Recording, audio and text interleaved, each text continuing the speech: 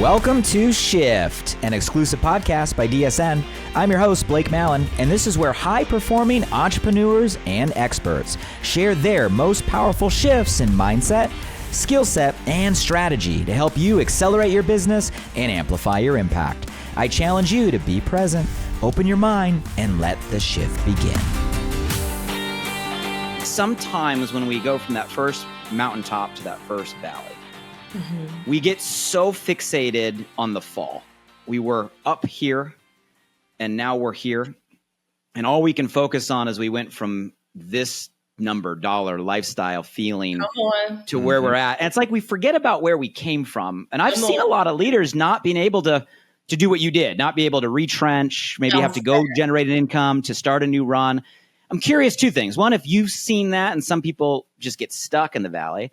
But you guys made it through twice. What makes you different? What's the mindset, or what did you do to not get stuck in the fall mentality and be willing to say, hey, we're going to set a new run? I'm curious. Yeah, so I would say, of course, our faith, that played such a great part of it. If I may also be a little transparent, that it may help someone else who may be right now in a low place after having seen success, tangible success I'm talking about right there, because it wasn't easy every day to do it.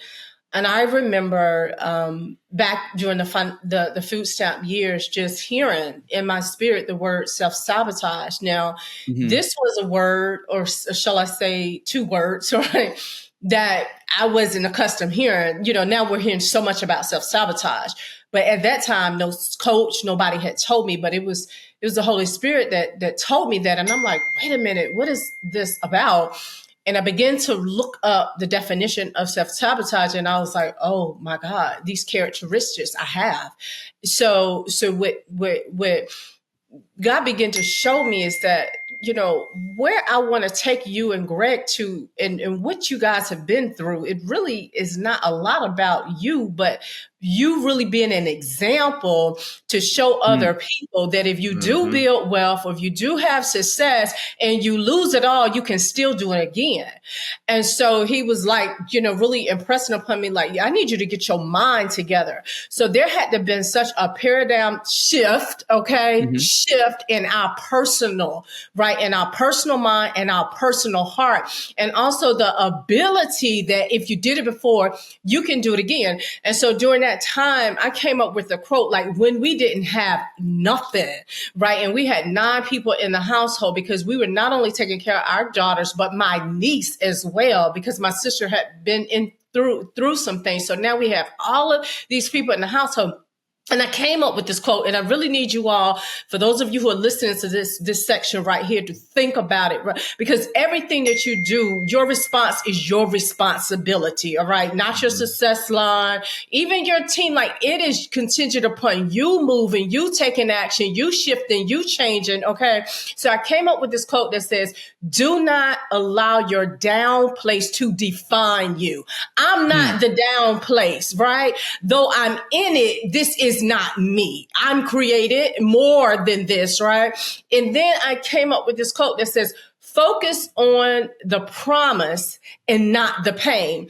And so it was during that time where we literally had to walk that thing out. When now I'm not going to continue to focus on the failure, or what I deem even as failure, really, because it's all a part of the process, or the money not being in the bank when before I was seeing money, all right, being able to do whatever I wanted to do. I'm not focusing on that. I'm not focusing on all of these bills. Yeah, I'm going to pay the bills, but that's not going to be my focus. I'm not focusing on the wilderness, but I am focusing on the promise. What can change? What is going to be better? That's what I'm focusing on. And so I came up with the quote, focus on the promise and not the pain, because the more you focus on the pain, that is what is going to be attracted to you. And a lot of leaders, or those who even built success, right, in any industry, when they hit those times, that is why what is going to set you apart from the other person that also went through a major storm in their life, that what makes the people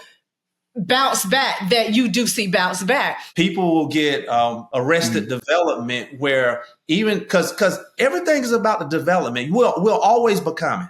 That's why it's always level to level, season to season. That's right. But we've got to learn and reflect back on the previous season. So now when it even comes down to those transition moments where it's time for me to go to another level in another season, I'm reflecting back on who I was, what I learned, who am I to my core. And those are the qualities and characteristics that I bring with me to that next level. I look back and I was like, okay, we did it in this season, but how did we do it? Right. That's a mistake. How did we do it? And so now I bring those qualities of how we did it with me to the next season, and we start building on that. Mm-hmm. I love how you just gave us tools. You said take ownership. When you were talking, Greg, I wrote down the word like, we got to accept it. Doesn't mean we got to like it. Doesn't mean we got to agree with it. Doesn't mean we don't want to change moving forward, but we got to take ownership in your words and accept what we go through.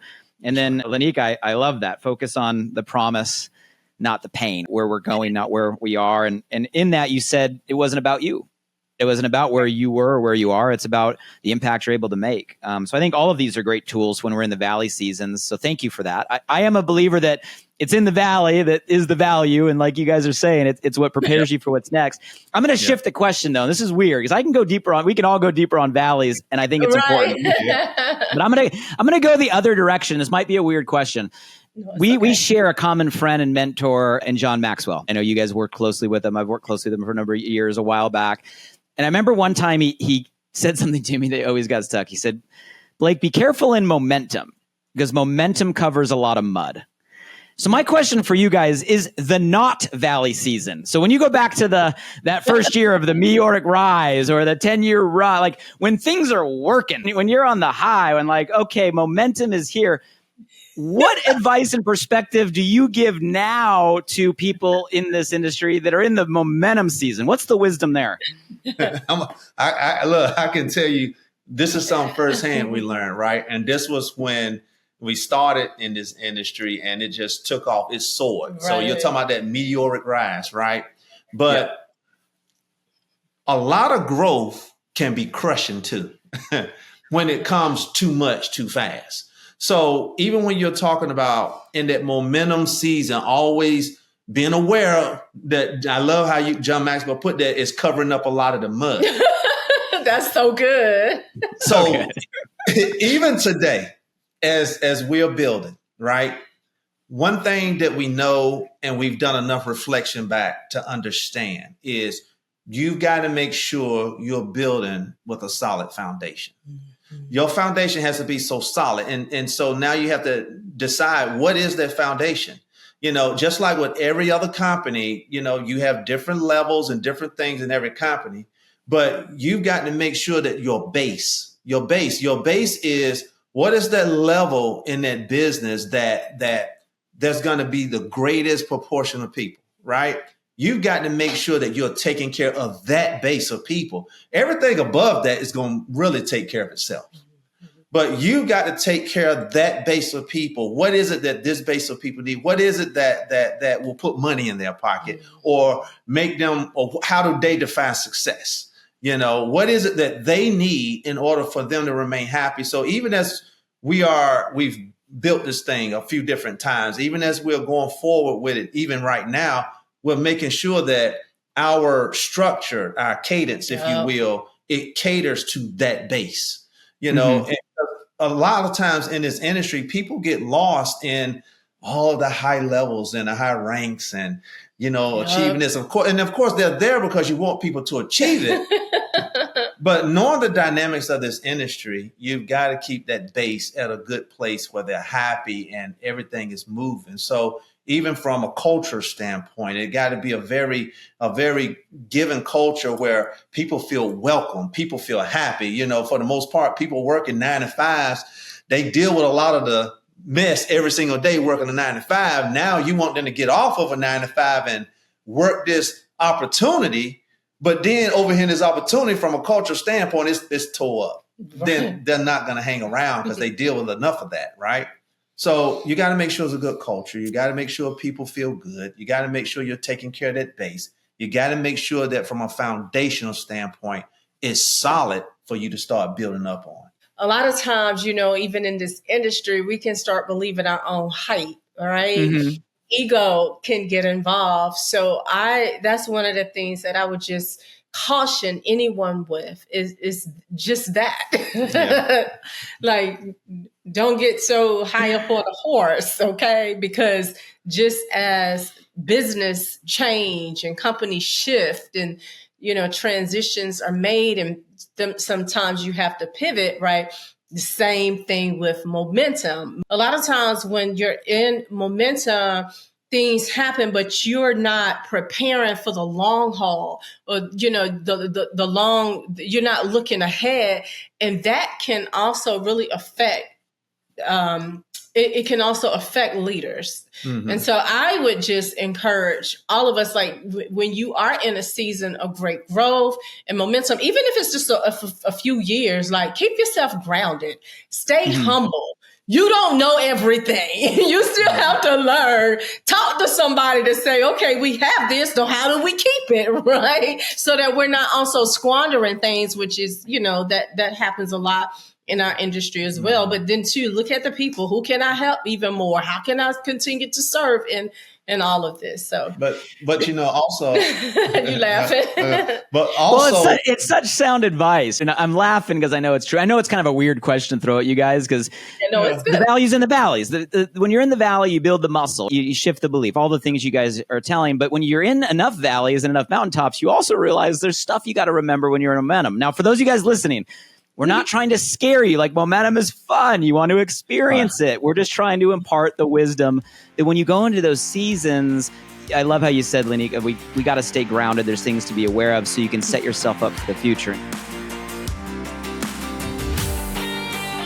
I know you have a pretty interesting philosophy, if you will, on just opportunity and how opportunity is always there. Can you kind of elaborate on your philosophy and kind of what you mean by that? Well, I study the stock market historically, and I like to know what has happened in the history of the stock market. Mm-hmm. And one of my greatest mentors is William O'Neill. He founded the newspaper called Investors Business Daily. He was the youngest man ever to buy a seat on the New York Stock Exchange. He was the most optimistic, positive person I ever read about. I had the good fortune of meeting him before he passed away. And he always had the paradigm, you live in the most exciting times in history.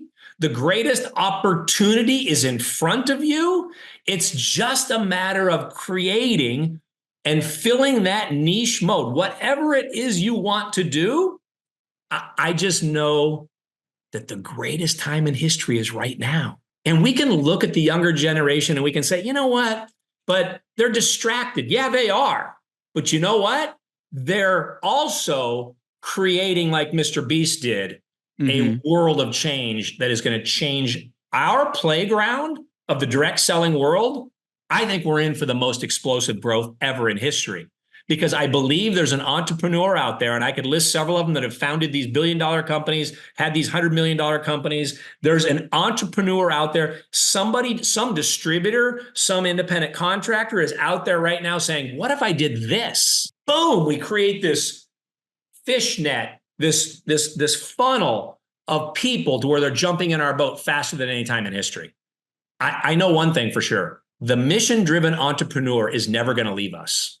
The need for you and I to make or help others make extra income to pay for the car, the house payment, the kids' soccer, the college, the tuition, all these things, that's never going to go away. Neither is our industry. It only is a matter of time and simplification and letting it coincide with the technologies of the day. And we will see the biggest growth in the history of the industry. You're firing me up, Dan. I like it. You're on fire today. And that's the truth, right? I mean, that's the absolute truth. Like, it is. I mean, I sit back and I geek out on just what people can do today, day one, getting started as a brand, right, new entrepreneur in their career with the access that is today. I mean, you said 7 years can't really be compressed down to 7 days or 7 months. It is a truly exciting time, but I love how you're putting our intention in the right place and giving us the language around it, because that has to be right, on point for us to attract and really welcome the opportunity that's there. I know one of your personal passions is really helping people kind of find their voice, right, and kind of step into their own, and obviously use entrepreneurship, direct selling as a vehicle to amplify that. Like, what does that mean to you? What does that look like to you as a mentor, as a coach, as a leader in helping people kind of find their voice? Wow, it's just an incredible question.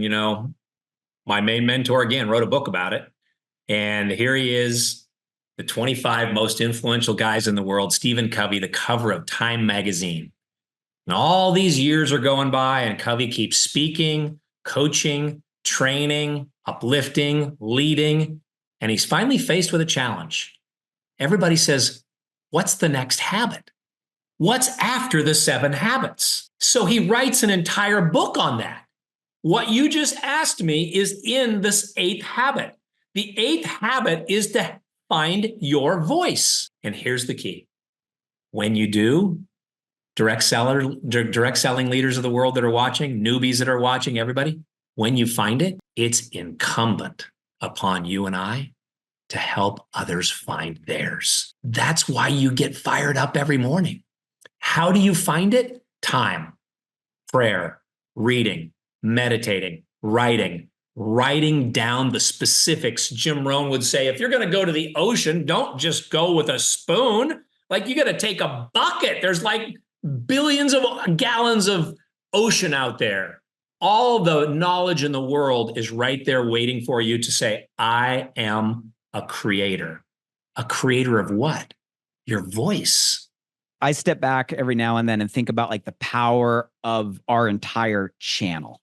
And one of the things I love about being connected with Direct Selling News is we really do have the microphone to the channel. I mean, this conversation right here, right, based on you listeners that are listening to this, like, this conversation could reach the industry, right, if we want it to. Last stat I read, Dan, was somewhere around 115 million independent distributors, promoters, consultants, right, entrepreneurs that are passionately promoting different product service categories. My question for you is, if you had the power that you could snap your fingers right now, like Inception-like, and give all 115 million, right, entrepreneurs across the world one belief shift, you could give everybody one mind shift instantly, what gift would you give them? I am worthy is one of the most difficult things for most people growing up in the world that we do. Beat up, beat down, the dark abyss. Most people, probably one of the most impactful moments in any meeting I've ever done in my life, I was in Edinburgh, Scotland. We came back from the break and I asked the audience of hundreds of people, what impacted you the most? I'll never forget it, Blake. Lady in the back left, all the way in the back, she stood up and she said, you told me I was good enough. Wow. I am worthy. You are, and everybody hearing Dan's words right now, you are worthy. You are enough. Just as you are. And plugging into conversations like this are giving you what you need to unlock that power that maybe you don't even know you have right now. It's been amazing. And Dan, like I said, I want to leave time for anything else on your mind or heart or other closing thoughts, but you're not going to leave us hanging. So I got my pen out. Principle. Give it. What is principle? Talk to us. I've always been fascinated because the first time I heard it, the first time I gave thought to it was, of course, Stephen Covey. And he says, give a man a fish, you what? Feed him for a day. Yep. Teach a man a fish, you feed him for a lifetime. And I thought that really doesn't explain principles to me. It does, but there's something more. So I had a chance to meet with a 92-year-old linguist who knew every Indo-European language. He was in his dying years. He was in his old folks' home, Arthur Watkins, Orem, Utah, retired professor. And I had a chance to ask him whatever I wanted to.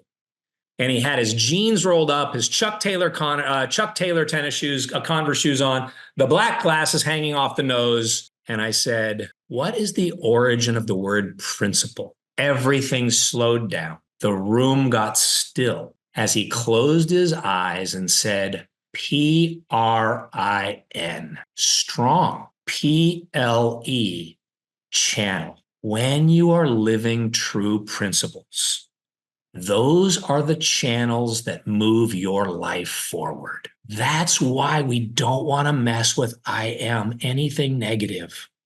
We want to live in the truest of principles that I means exist, am means with God. What you write down follows you. What you say follows you. What you feel follows you. That is the origin of the word principle. And I hope that that is a blessing in somebody's life today. Wow. I've never heard that. I never knew that, but my life, like yours, proves that to be absolute truth. Leadership. Oh boy. LEA. I learned this from Kevin Hall, who wrote the book Aspire. Again, Arthur taught us this. LEA means path. DUR means finder. Are you going to create the system of simplicity? Are you using AI technology? Are you using every technological advantage you can muster to create the greatest onboarding system for your customers and team members in the history of the world? You do that, you serve more people than anyone else that ever has been served, and you will be at the top of the comp plan, top of the world, top of the Elon Musk, and the people that serve the most are the people that are worth the most. I get the vibe that you're, I'm going to call it a dreamer. You know, I know you say that one of your kind of superpowers, like you have the ability to see a vision, and I get the vibe that you're a dreamer. My question for you is, and it might just sound like a silly question, but how do you see yourself having that ability to share a vision or share a dream? Is it something you've always had? You've always had the ability to see and always had the ability to think big? Is it something you've had to learn and develop? What do you do to kind of exercise that muscle of truly building a vision for yourself and a dream for yourself and sharing that with others? Oof. This is so good. This is so good. I was never a dreamer. You know, I told you that that was not how I was raised. I was not raised to think that there was nothing I couldn't do. You know, it was very much like, like my dream was to be a newscaster when I was younger. And I loved Diane Sawyer. And I wanted to be Diane Sawyer, and I wanted to be Joan London, and like all these amazing newscasters when I was a little girl. And my mother said to me, you know, and again, she was trying to keep me safe, right? This is love. This is not like wanting to crush my dream. She was keeping me safe, but she was like, oh, honey, you know, that's 1 in a million. Like that's going to be because it's a tough road, right? Like our parents don't want us to go down a tough road. You know, going to Wall Street was a safe road. Let's just call it what it is. You know, I was going to go there and I was going to do okay. And I would have kept the same good, comfortable life all of my life. And our parents want that for us. They don't want us to go through struggles. They don't want us to go through pain and rejection and all of those things that real living is filled with, you know? But yeah, so I was not a dreamer. Okay. As a matter of fact, I was told that's scary. You know, that's not a really smart place to go, because that's just riddled with abandonment and rejection. So that was very much my you know, context around that. When I started at my company, I saw something bigger than me really quickly. Like, and again, I credit this to my North Star. I credit this to my higher power. It was so much bigger than me. It was not about the products. It was this idea of I was going to be a part of female empowerment. Mm-hmm. And that's a very broad term, right, Blake? I mean, I personally believe that we can only empower ourselves. I can't truly empower anyone. I can be an inspiration. I can be a motivation. I can be an example, but people need to empower themselves. And that idea of, wow, what does that look like? What does it look like to have tens of thousands of people that are all trying to find a bigger purpose, a bigger meaning, a more soul-infused life? And I just started thinking about it. Like, it just started with me thinking about it. And the thinking about it became journaling about it. And the journaling about it became actually embodying it. and feeling it in my core, like as if it had already happened. Okay. So in my mind's eye, I already had tens of thousands of people on my team selling tens of millions of dollars a year. It was done. And what I found when I started to really say, yeah, that's possible, I started to like radiate that out there in the world. And this was a huge shift for me. Okay. This was like the number one shift, is when I really started to understand the power of my energy. And so the idea of it, to the journaling of it, to the, daydreaming of it, to the actual embodying it as if it had already happened, turned into this magnet that I became. So let's rewind, and you might have just given us the directive I'm trying to understand. But we all start as dreamers, right? I know you have littles. My son just turned 8, my daughter's 5, and one of the things I love most about this season of life is hearing them talk about what their visions are. My son's already saving right now for I don't know if you've seen these flying drone cars, the Jetson one. He's saving because he thinks it'd be cool to have a flying car to fly himself to school. Like they're able, when we're young, we're able to dream. Like we're able to dream without limits. We're able to have vision. I was going to be a lot of us, if we're honest, something happens, and it limits our own ability to allow ourselves to go there, right? We start to think, and then we get this inner self-talk of, come on, be realistic. No, that's not possible. No, that's not for you, right? Oh, maybe another life. Like all this stuff, probably because we went through a scenario where we fell down, right? Where we realized that we weren't afraid to fail. We're all afraid to fail. So let me ask you, to that person, right? To the person that's listening right now that is not allowing themselves to go there. And the minute they go there, they got that inner talk that shuts them down before they even can activate that dream and that vision. They are literally unable to have a vision or have a dream. And they hear you talking about how you're manifesting and create. Help us get there. Like, what would be your directive be to the person right now that just feels like they're stuck on their own ability to think big? Okay. First step is you really have to evaluate who you're around. Who are you surrounding yourself with? It's really, really important, because big thinkers, big dreamers will just feed your big dream. But if you're around people that are similar to you, and I'm going to assert that if that's the way one of your listeners is living, they're most likely surrounded by people like that, because we truly do become the sum of people we spend time with the most, right? You've got to make sure you get yourself into a situation where you're going to get support on this. I mean, it needs to be supported. People can't do this on their own. The world is going to tell you you're going to fail. The world is going to keep you small. The world is going to feed you stories. I mean, our brain's job is to keep us safe and to show us, don't go there. It's very dangerous down that road. Oh gosh, there's a snake. There's that's our brain's job. So a couple of things. That's number one, is to really look at who are you surrounding yourself with.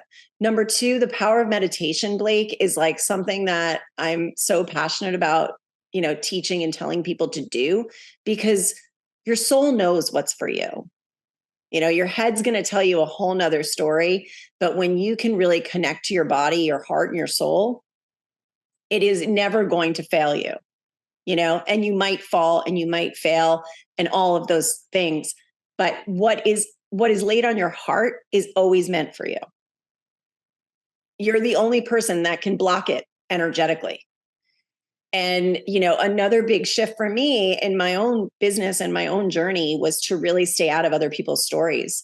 Because I was told that this was a bad idea. And I was told that this was not smart. And I was told, stay where you are. Like, what are you doing? I was told all those things out of people just wanting to keep me safe. I mean, it was love. It wasn't that they were trying to crush a dream. It wasn't that, it wasn't that they were trying to say, oh, you can't do that thing over there. It was just their own perceptions and their own fears being projected onto me, their own insecurities being projected onto me. And so you have to be careful of that. You've got to be around the people that are saying and thinking and doing big things, because they're just going to give you that courage. We all need the courage. It takes a lot of bravery to step out and say, this isn't all there is. I want more. It takes a lot of bravery. Take one of those moments where you were being humbled at any point in your 30-year career. Go to the place where maybe you were down in the valley, you were going through what you were going through. It wasn't a time of rebuild, but it was definitely a challenging time where you had to reinvent in some direction. What did you do in order to grab the power, in order to grab the energy, in order to grab the discipline to continue to power through when you were in that time? Because so many of us, we're going to go through it. We're all going to go through those times, right? There might be a listener right now that's going through one of those valleys right now. Give us some insight when you were in that moment, not now looking back, but when you were in that moment, what got you through? What tools did you develop? What did you rely on that allowed you to come out the other side?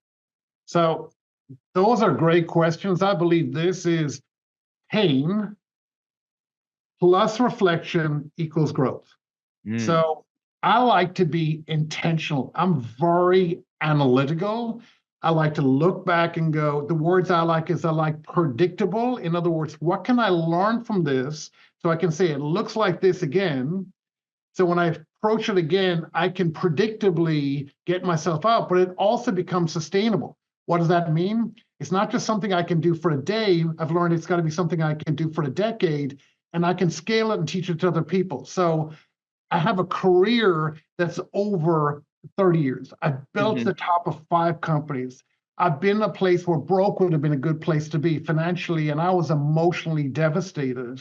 I've built a business that currently today is over 13, 14 years old. I am back building again in the field because I just enjoyed that challenge and I want to bring what I've learned to the field. I've been 10 years as president of the Association of Network Marketing Professionals. And here's one of the most important ones that I can share with people: perspective. And what the thinker thinks, the prover proves. So this is so important. I can literally help anyone today get to where they need to go, because I think we've generally got 3 types of perspective. One is poison. In other words, it's literally killing you. And people bring to it, I am no good. No one wants my products. In other words, they have an absolute view of the world, and that is poison, particularly if it's negative, because what the thinker thinks, the prover proves. You'll go out and prove that. And people don't realize that, but I hear you talk about it. The RAS, the reticular activating system, if that is your RAS, it's going to find situations that will affirm those beliefs. And that is an absolute that I've learned over and over again. And so many of us don't realize that. And I will tell you that most coaches today are so want to be loved, they're not willing to be a coach. They always only want to be a cheerleader. So cheerleaders will only hug you. And when the only tool you have in the toolbox is a hammer, everything looks like a nail. When the only tool you have in the toolbox is hugging, there's nothing wrong with hugging. That's a good place to start with the connection. But a hugging may need to move to a nudging, where you nudge somebody off their position. And it may need to move to a little bit of pushing, where you push somebody into a higher level, pushing somebody up to see a greater level of possibility. And how do you move through that? How do you help people through that? So go back to where that conversation, he said, Garrett, you need to rip all these things up.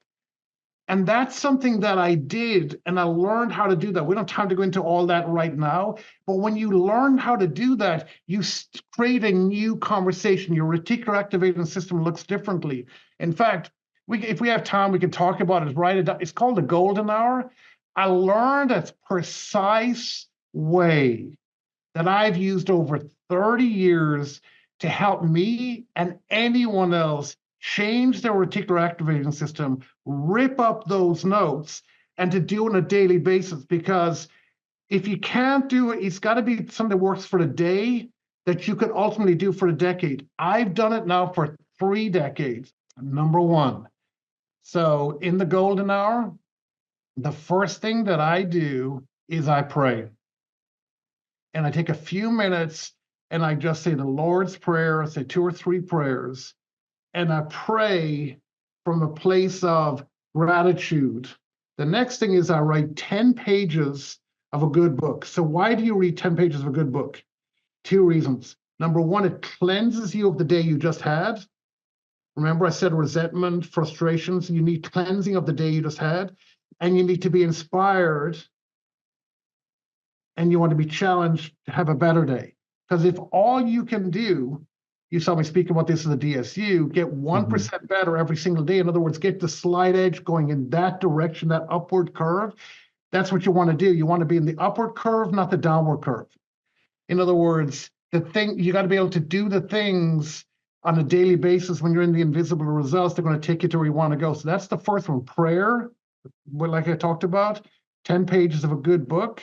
So when you look at that, then the next thing that you want to be able to do is you want to use this formula. V times I times E equals your new reality.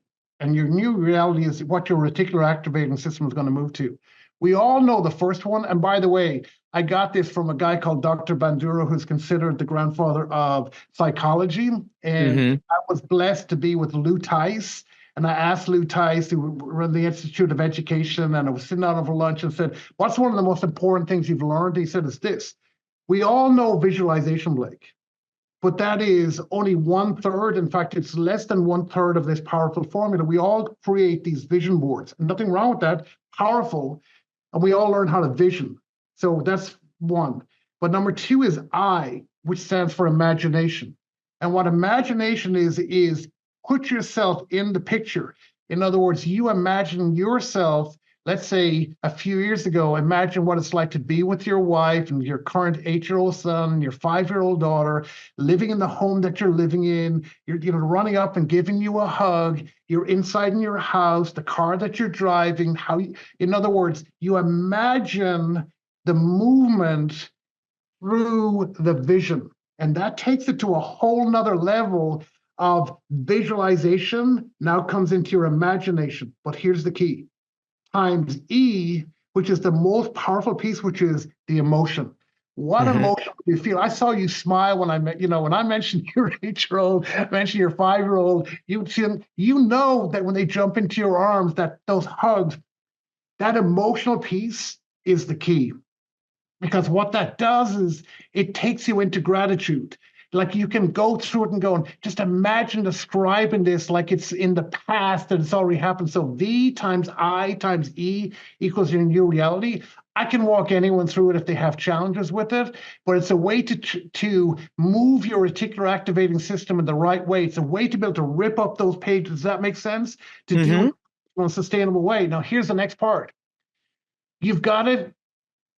Emerson said, do the thing and you shall have the power. Faith without works is dead.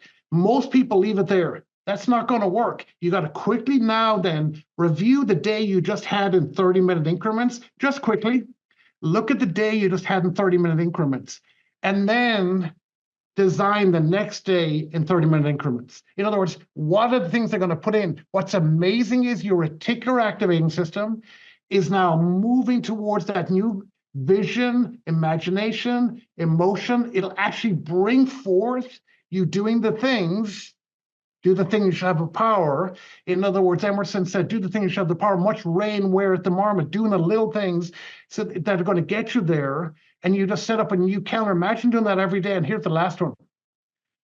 Write down the most powerful lesson you learned from today that you're going to invest in tomorrow.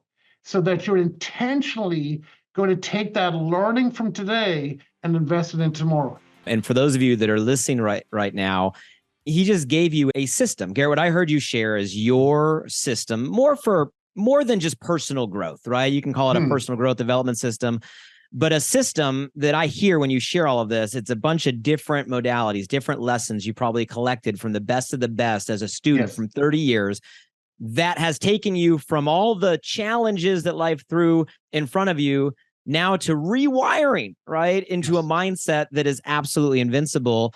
Guys, take that, right? I wrote it down. V times I times E, right, equals R, which is amazing. So thank you for that. For everybody that's listening, I hope you grab that system and immediately implement it. You try that for the next 30 days. You're going to start seeing noticeable results.